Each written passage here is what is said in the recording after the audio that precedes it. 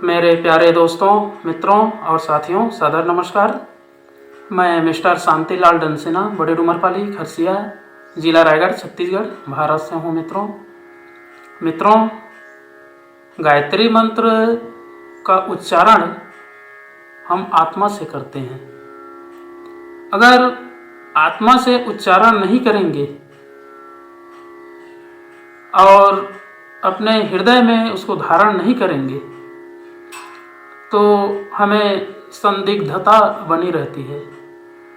जीवन में कोई अच्छा कार्य कर गुजरने का, श्रेष्ठ कर्म का वर्ण करने का और इस पृथ्वी पर जन्म लेने का जो अधिकार है वह संदिग्ध रहती है। गायत्री मंत्र श्रेष्ठ मंत्र है, दुनिया के हर पहलुओं से जोड़ता है और अच्छाई बुराई इन सब चीज़ों में जो फर्क है उसका अनुभव करा करके श्रेष्ठ मार्ग पर, श्रेष्ठ कार्य पर चलने के लिए प्रेरणा देता है। तो मित्रों, मैं चाहूँगा कि आप लोग भी इस गायत्री महामंत्र का उच्चारण एक दिन में कम से कम 5 बार, 7 बार, 9 बार, 12 बार, 24 बार, 51, 108 बार, जितना भी आप उच्चारण करेंगे आपकी भावना हष्ट पुष्ट होगा और दिन भर का जो गतिविधि है, जो आपका कार्य करने की दिशा है, उसमें आपको सफलता मिलेगी और श्रेष्ठ कार्य करने के लिए प्रेरणा भी मिलेगा। गायत्री मंत्र दिव्य शक्ति है। अगर इस दिव्य शक्ति का अनुभव करना प्रत्यक्ष रूप से चाहेंगे तो आप 2-4 बार, कम से कम 12 बार, 24 बार गायत्री मंत्र का उच्चारण करके देखें, क्योंकि गायत्री वो तत्व है जो हर प्रकार के आत्मबोध कराता है और सत चिंतन का समावेश कराता है। तो मित्रों, ऐसे युग प्रवाह गायत्री मंत्र का उच्चारण करने का प्रयास करेंगे मेरे साथ साथ में। ओम भूर्भुवः स्वाहा तत्सवितुर्वरेण्यं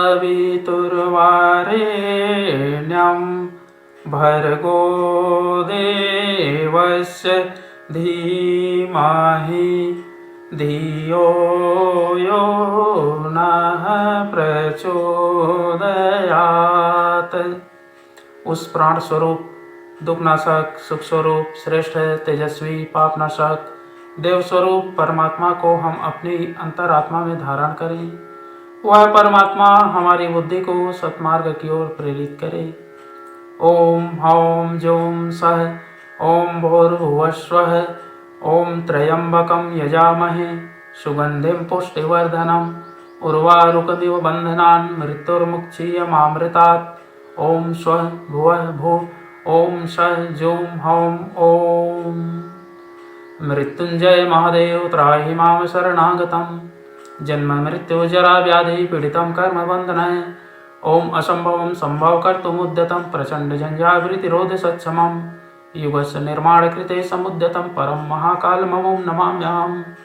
ओम अस्तो मा सद्गमय तमसो मा ज्योतिर्गमय मृत्युर्मामृतं गमय।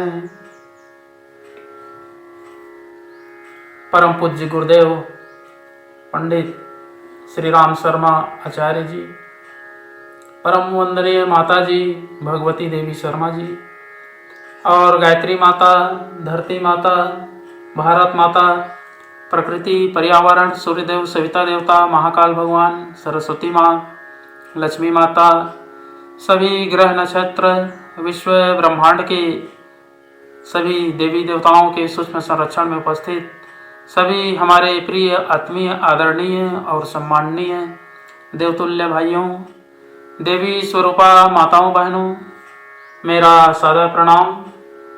ऋषि चिंतन के सानिध्य में से आज का जो महत्वपूर्ण विचार है आपके पास लेकर के प्रस्तुत करने का प्रयास कर रहा हूँ। आज का विचार है मित्रों, कर्म पर भावना का प्रभाव।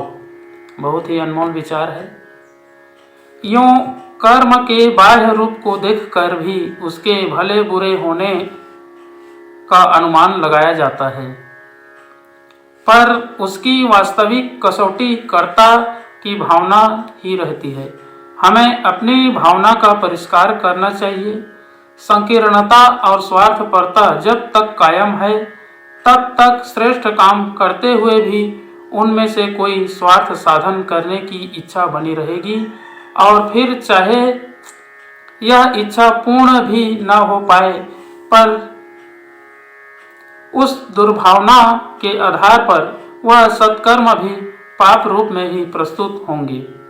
जब अवसर मिलेगा तब स्वार्थपरता प्रबल होकर दुष्कर्म करा भी लेगी। यदि अपना दृष्टिकोण उच्च है, प्रत्येक कार्य कर्तव्य पालन की धर्म बुद्धि से किया जा रहा है, तो साधारण श्रेणी का जीवन यापन करते हुए अपना गृहस्थ पालन भी तप साधना और योगाभ्यास की तरह सत्कर्म सिद्ध होगा, और उसी में जीवनोद्देश्य के पथ पर भारी प्रगति होती चली जाएगी।